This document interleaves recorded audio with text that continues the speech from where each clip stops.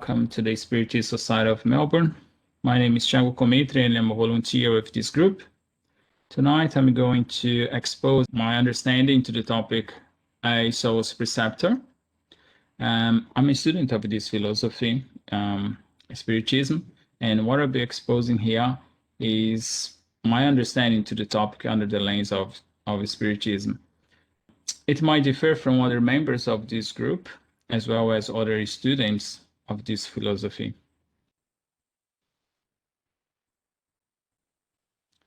If I ask you about Jesus, which one you have in mind?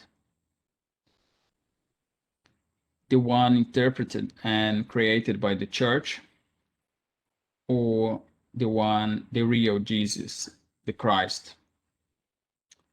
Hopefully you choose the real Jesus. And to make it clear, since the beginning, there is no religiosity in anything that we say here tonight, but you may understand that in a different way, but just to make clear that it's not my intention to make it more religious. My presentation tonight will be based on this book, Changing Attitudes, written by Francisco de Espírito Santo Neto, dictated by Hamed. And as the title already proposes, by changing our attitudes, we can perceive life from a different perspective. And based on the Spirit's book as well, which contains the principles of Spiritism, according to the teachings of spirits of high order degree, transmitted through many mediums across the world, then received and codified by Allan Kardec. Also, the Gospel according to Spiritism, which contains the explanation of the maxims of the Christ in concordance with Spiritism and their applications to the different circumstances of life. Spiritism, this spiritualist philosophy, says that we are individuals with the main objective of progressing spiritually towards perfection, and at the same time being co-creators. If you have seen my videos before, I always use this slide because that's the core of this philosophy, for us to understand what we are, from where we come from and where we're going to.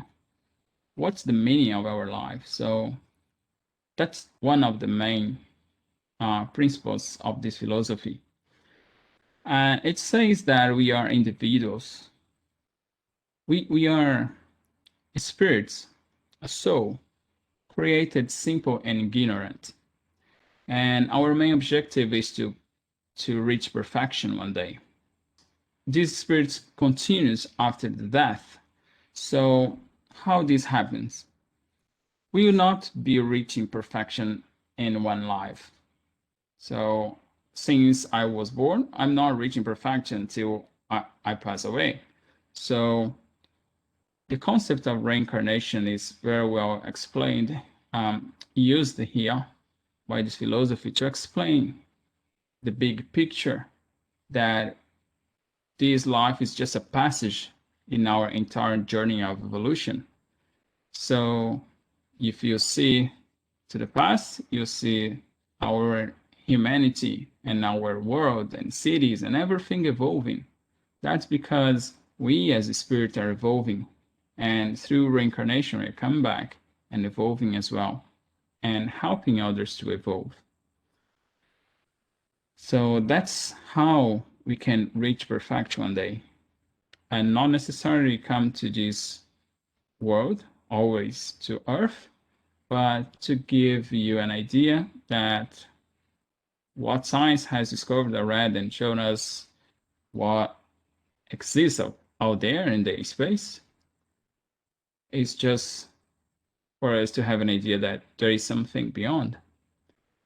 And we are in this world to evolve because there is a plan for us, but we don't have access to that yet. So being co-creators, if you see around and see everything that couldn't be created by the man should be created by something else. inclusive us as human beings. And then what we need to realize is that we make part of the whole thing, or this nature. And everything we do, just because we are alive, we are being co-creators. We are contributing with the creation. Helping others to evolve is our responsibility as well.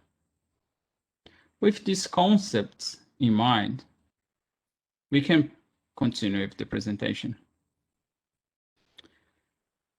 Love God above all things and your neighbor as yourself. This is the whole of the law and the prophets. Perhaps you know some of the laws, the previous laws established by Moses, old times. Some like you shall not kill, you shall not steal, you shall not commit adultery, and many others. But that was for a long time ago, for people that was not so well civilized as we are at the moment. And this kind of laws was important to establish or to keep an order in the chaos. And after many years, Jesus, that spirit, came to teach us and to show us that we can do the same laws, but from a different perspective. He came to show us, to teach us what is love. So he reduced all those laws to just these words. Love God above all things and your neighbors as yourself. Okay, but what about God? How to love this God? And this is the very first question in the Spirit's book. What is God? And the Spirit's answer. God is the supreme intelligence, the first cause of all things. That's how we understand, and we can see this in a better way instead of being someone. Did you realize that the question starts with what instead of who? It is something. It's not someone.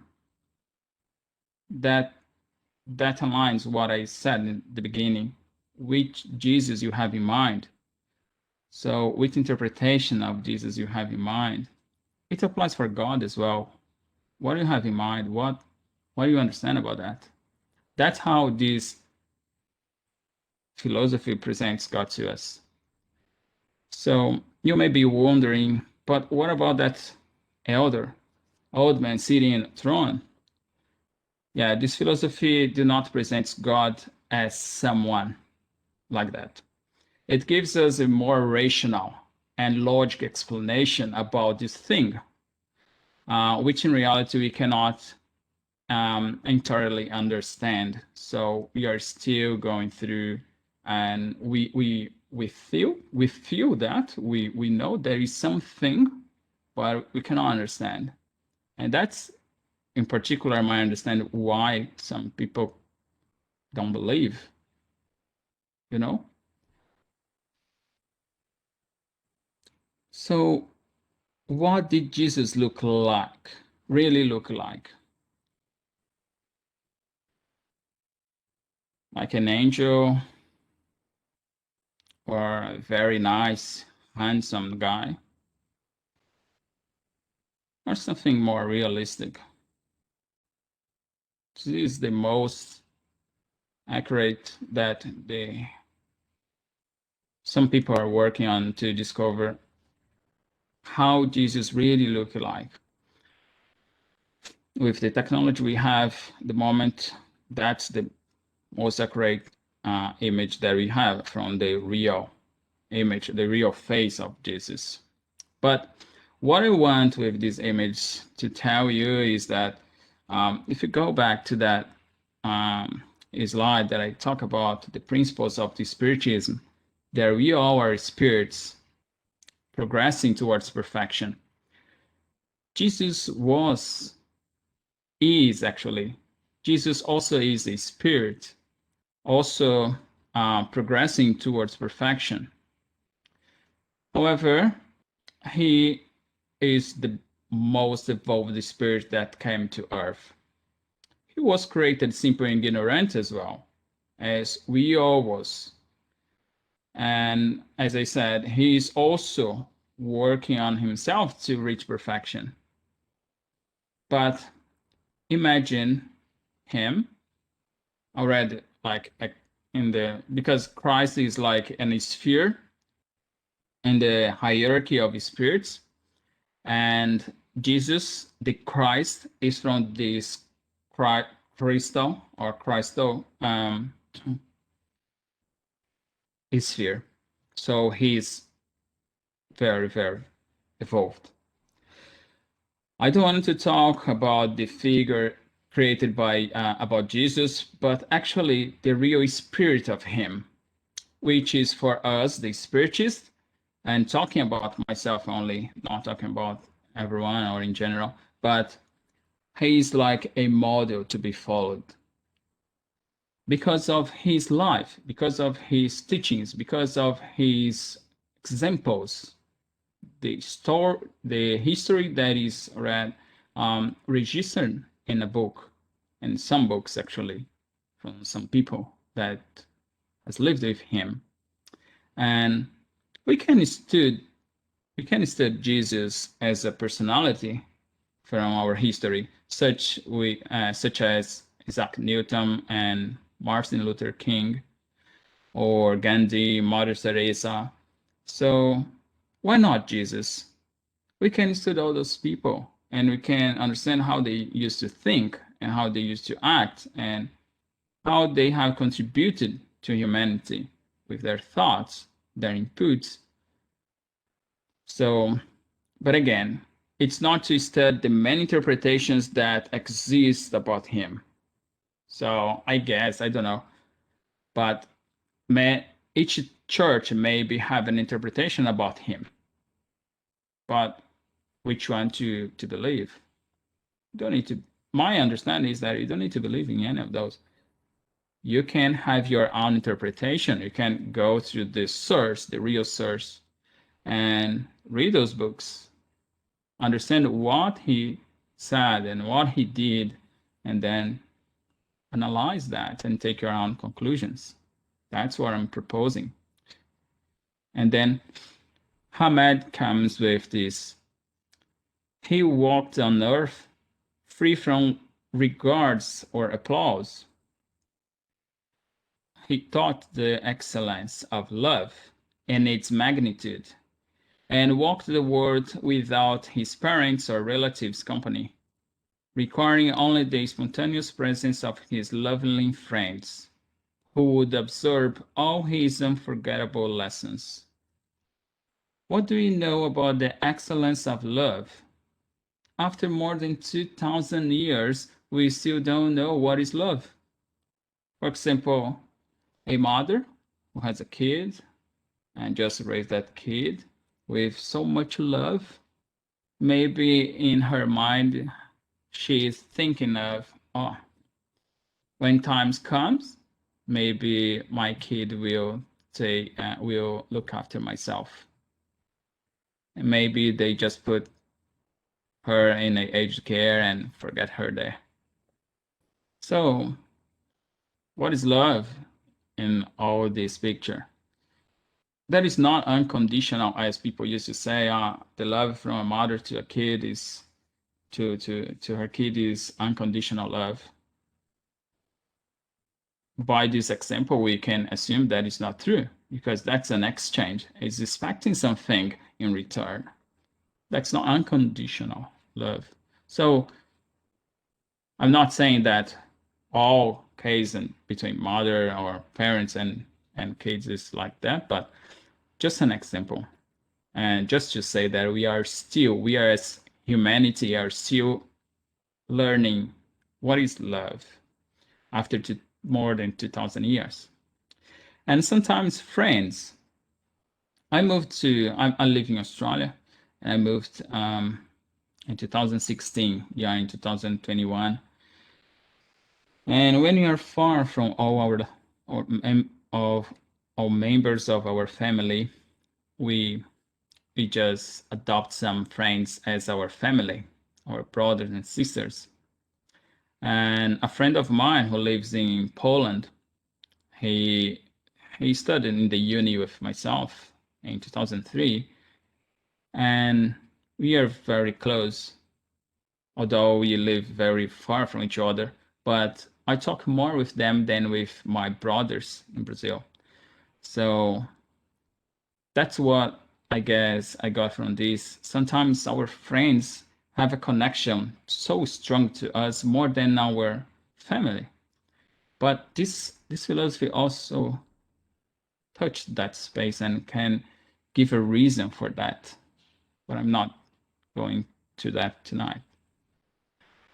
Hamed continues.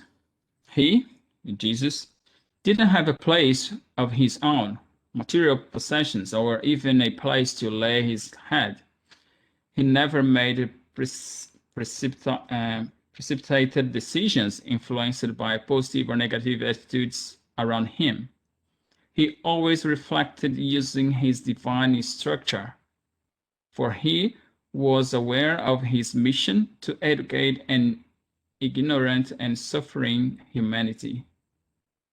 So, different from us, he wasn't attached to matter at all, totally spiritualized. He didn't have a place of his own, material possessions, right? Influenced by positive or negative attitudes around him. What about influences in your life, in your own life? Are you listening to your inner voice or intuitions, or have you been influenced by others' opinions? That's an exercise for us to do and to perceive, to understand ourselves, to see how we act, how we conduct our lives. That's what I'm saying about Jesus being a model for us to understand how he lived his life as being the most evolved spirit again. He being the most evolved spirit that came to earth. It's an example, it's a model. His mission, he was aware of his mission. So imagine that we don't have access to our entire self, our spirit. So we have no idea about our past lives. We have no idea of our mission in this existence, what we need to accomplish. But we know that, for example, sometime someone else that we have never seen before, and we have a bad feeling about that person. But why? We never seen that person before, and something very bad. So there's something to work here. You can understand what I'm saying. But he had access to everything. He was human, normal as us, but his spirit inhabiting that body was super. He could access everything. He could see through your eyes and know your soul. Again, what about your mission? Do you at least know what is that? What should you be doing in this life, or what are you doing in this life? He said everyone around us should be regarded as brothers or friends, because he knew one day they could come to be our parents, children, spouses, brothers or sisters, given that reincarnation is a universal law. So this image represents the different existence of a spirit. Who were the parents, brothers, sisters, children in each of these lives? Who knows? And even for the future for the future new existence or lives, who will be their parents, brothers, sisters, and children. Put ourselves in that picture. We know our current life, but what about our past lives? Who were those roles, like parents, sisters, brothers? And everyone who is around us could be in a next life. Our kid, our parents. So remember this, and let's consider treating them with love, everyone with love, respect. We have no idea about who will be and who was in our lives, but that's the point. We should regard everyone as brothers or friends, as Jesus used to do. And that's what Hamad just brings up. Everyone is brothers or friends. According to Hamad, Jesus knew the road to be traveled because he was secure of himself, independent from everyone and everything. He took his way free from preset conventions, prejudices, and patterns because he knew how to use world's ways with magnitude and dignity. Are you secure of yourself? How have you been traveling your own road? In other words, how have you been driving your life? Jesus, when he came to this world as a very evolved spirit, he already knew about this world and how humanity was that time. You know what we was, what we, how we used to think. When I say we, I mean humanity from that time. So it was already known about all this thing. And when he was incarnated and have access to everything in his mind, to his higher self, to his entire spirit, it's not power. It's just the degree of evolution he was. He knew the world he was as well as the kind of spirits he would deal with. So Hamed continues, a generous man. He always turned to nature, to which he integrated completely. He loved the lilies of the fields, the birds of the skies, the forested mountains, the morning breeze, the water of the lakes, the wet fields, and the divine nature that exists within everything and everyone. So, he was the most evolved spirit that came to Earth. Again, the connection with nature, the understanding of the whole thing, appreciating every moment of that corporeal life, which is exactly that what we should be doing. Having consciousness that everything that exists is beauty by the simple reason that exists. So, as I said at the beginning, we should be aware about everything around us, about this universe, or even about this world, and that everything is linked together. And we, as creatures, we are part of everything. We cannot be a part of that. We are inserted in the whole scenario. So, feeling connected with nature, with everything, appreciating the creation, it's natural to us. It's part of us. And he did that perfectly and was an example and well described by those who lived with him.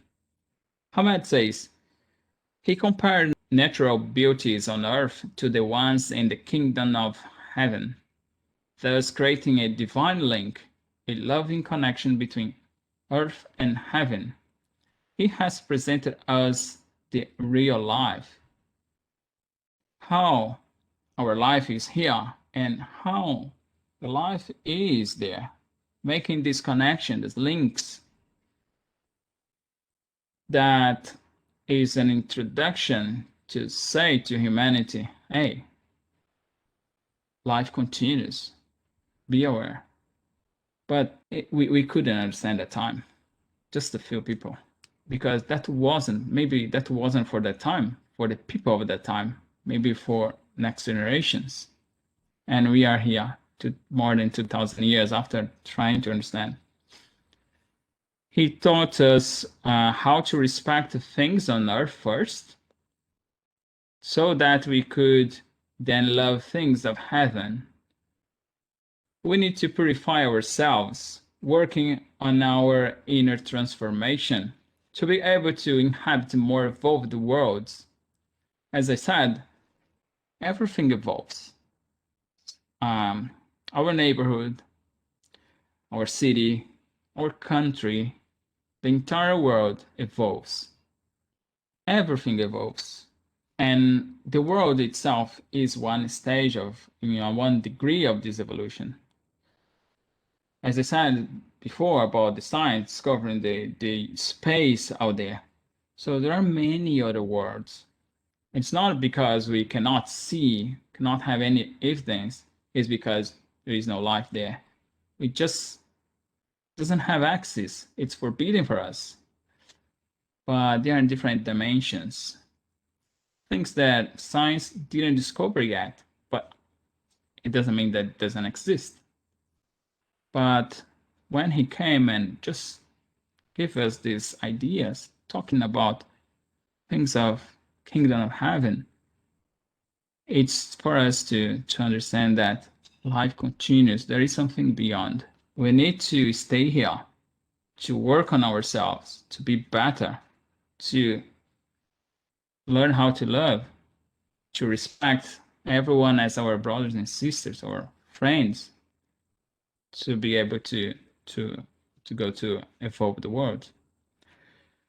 Ahmed continues saying, Jesus could see human life theory with absolute ease, and he had clear perception of the most secret intents. Human beings were like open books to Jesus. His eyes penetrated deep in the souls, reaching every weak point. So, studying the Spirit's book, we have more clarity about who we are and our limitations, our understanding and comprehending some subjects. The Spirit of Jesus was already a high-order spirit, however, which means it has reached a degree of purity that he could access all faculties of himself as a spirit while incarnated spirit is still. So that's why he could see us not as human beings, but as spirits in evolution and having access to our intimacy due to the senses of his spirit. This image shows or trying to show that the body is not a limitation for the spirit because the spirit is in everywhere, everything. We're just using this body to act. And then the spirit self has its sense, which is beyond the five non-sense that we have. But Jesus could feel the energy of people, could see the aura of people, see your soul, see our soul, and see how we feel. So seeing that spirit that we all are, with all imperfections and the long way it still have to go through to purify itself and reach more evolved realms. With this feeling, pure love, and not only pure love, because when he had to be strict and firm in his collocations and positions, he was. For us to understand, we as humanity, for him, are like kids. And he came to teach us and he know that, oh, this spirit is going through this still, or he know all the way we still have to go through. He didn't oppress the ones who shot him with his personality strength.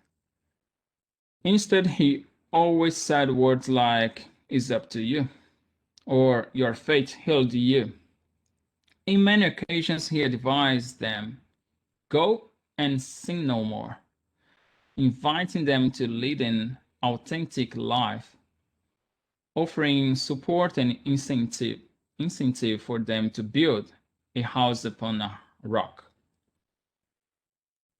So it's up to you. It's your life. I can't make decisions on your behalf. I show you the best path to take, but the decision is and always will be yours. Each of us has one thing called free will. I teach you, I give you my ideas, I share my understanding about life and the whole thing, but it's up to you, whatever you be doing with your life. Your faith healed you. That's the point. We should go deeply inside ourselves and discover who we really are, accept it, understand how we can improve and access our essence. Be aware that we are part of the whole, and everyone and everything in nature are connected together. So, and he says, your faith healed you.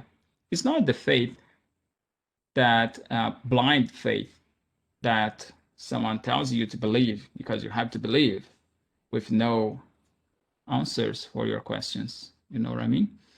But when you have a rational explanation of things and you believe because you understand that thing, you see logic, makes sense, and then you believe because you understand.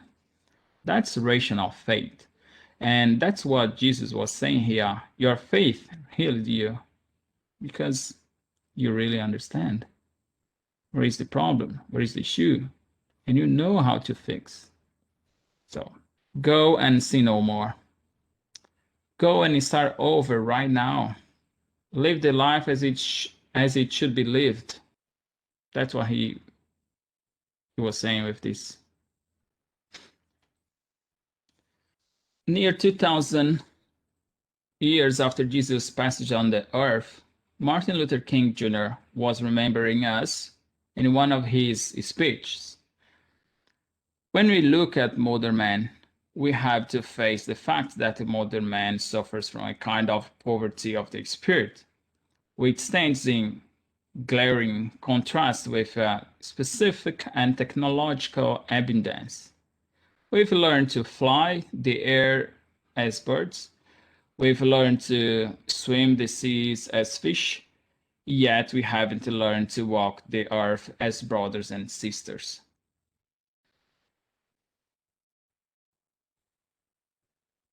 Self-awareness. As Soul's preceptor, Jesus, led us to intimate reflection, to look inside ourselves by stating, "Believe me when I say that I am in the Father and the Father is in me." Thus, he formalized our need for self-knowledge as a vital basis to reach the kingdom of heaven.